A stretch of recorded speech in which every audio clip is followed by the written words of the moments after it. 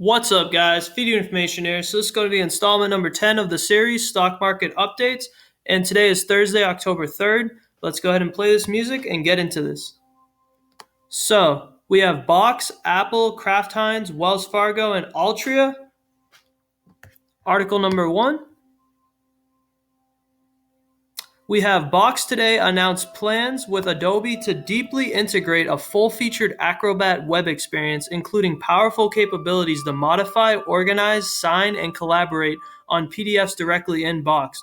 The new integration will seamlessly connect collaborative workflows for enterprises who rely on Box and Adobe, making it easier and more secure to work with digital documents on the cloud.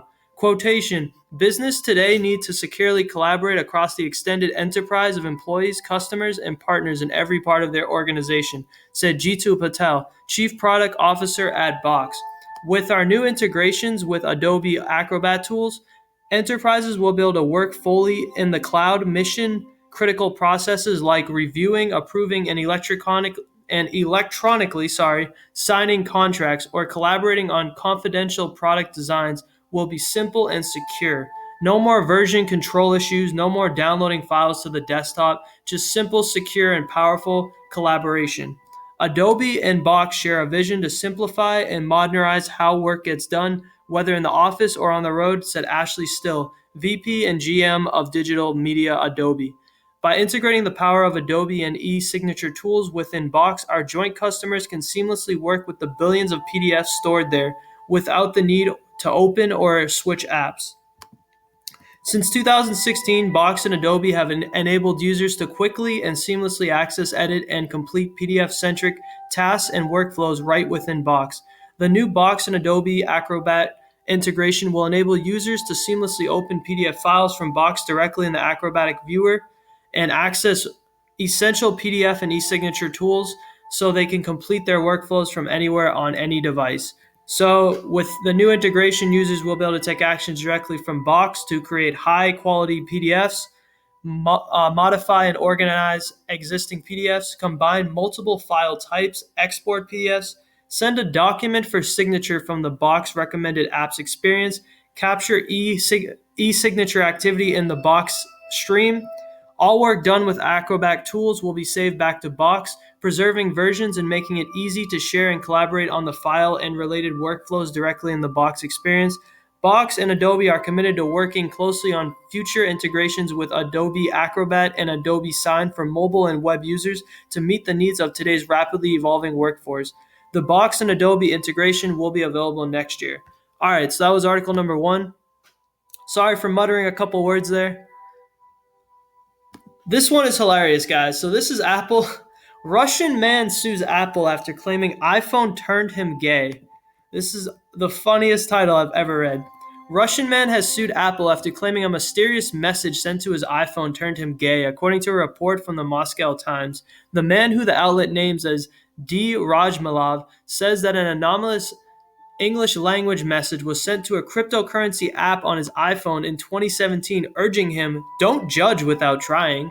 The message was attached to 69 units of gay coins, an obscure cryptocurrency. Rajmalov is seeking over $15,000 in damages from Apple for allegedly turning him gay. He claims the company which makes the iPhone caused him moral suffering and harm to mental health due to manipulatively pushing me towards homosexuality, he quotes. According to a complaint published by Russian radio station, try to pronounce that, Rajmalov said, "I thought, indeed, how can I judge something without trying it?"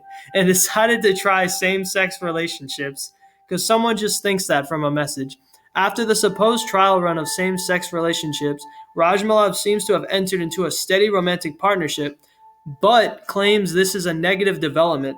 "I have a steady boyfriend, and I don't know how to explain it to my parents. After receiving the message, my life has changed for the worse and will never be normal again," Rajmalov complained. "I can say after the passage of 2 months that I've married an intimacy with a member of my own sex and can't get out." Rajmalov claims that his iPhone is responsible for the alleged gay conversation, and he is due to argue his case in court October 17. Apple appears to have no stake in the gay coin cryptocurrency, which is currently valued at less than 2 cents. All right, so that's pretty much it, though. We'll go ahead and move on to the next article. So, P3, Kraft Heinz and UFC partner to develop new protein-based snack. It's a P3, but it's a version that they consider more healthy because they actually worked hard to make this one. The Kraft Heinz company is joining forces with the UFC Performance Institute to launch a new P3 portable protein pack developed for active consumers looking for a protein-rich snack.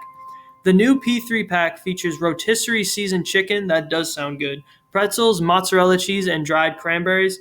It is first of its kind to be co-developed with nutritionists from the UFS Performance Institute, according to Kraft Heinz, and uses a 2-to-1 ratio of carbohydrates to protein. Each snack pack provides 11 grams of protein and 25 grams of carbohydrates. So why 2-to-1 ratio? The 2-to-1 carb to protein ratio is designed to help fuel a great workout for anyone on the go, said Clint Wattenberg, director of performance nutrition for UFC Performance Institute. With this specific balance of nutrients, the protein portion helps support muscle tissue repair and metabolic health, while the carbohydrates help actively fuel the physical activity. The co-branded UFC Institute P3 portable protein pack will be available at retailers nationwide for a suggested retail price of $3.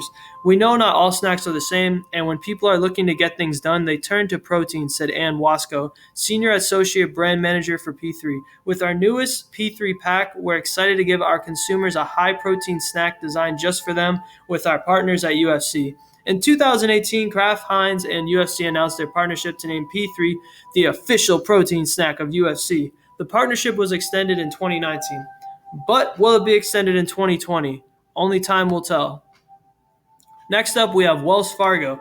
Wells Fargo, projects up to 10% of banking jobs to be cut in the next decade.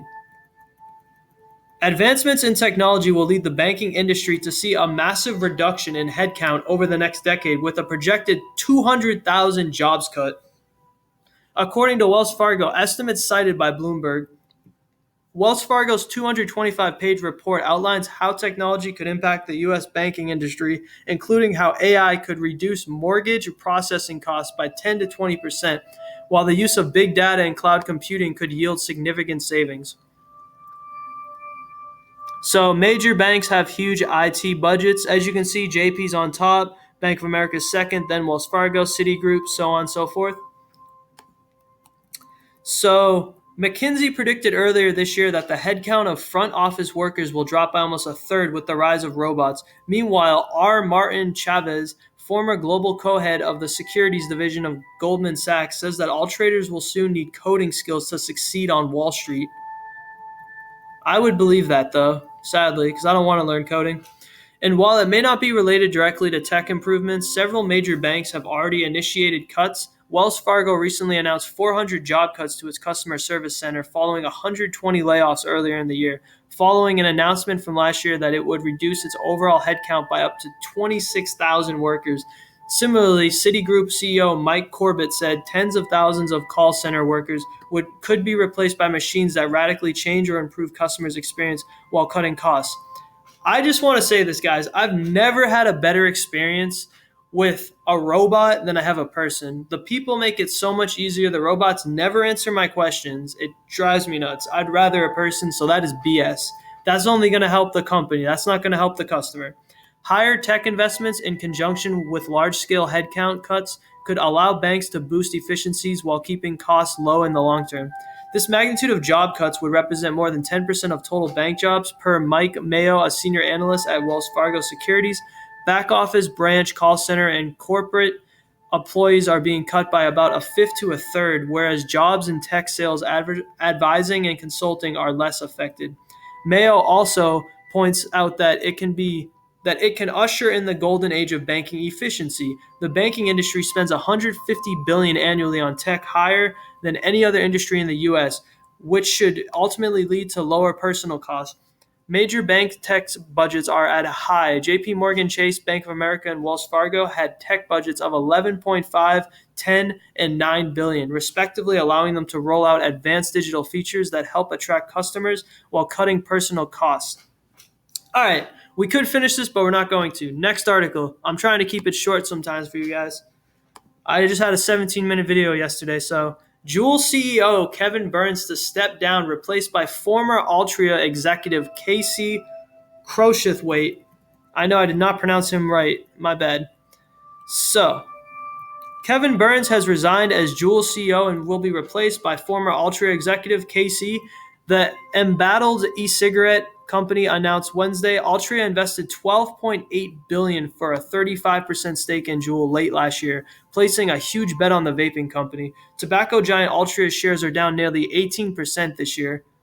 Crowshithwaite will continue a broad review of the company's practices and policies to ensure enlightenment with its aim of responsible leadership within the industry.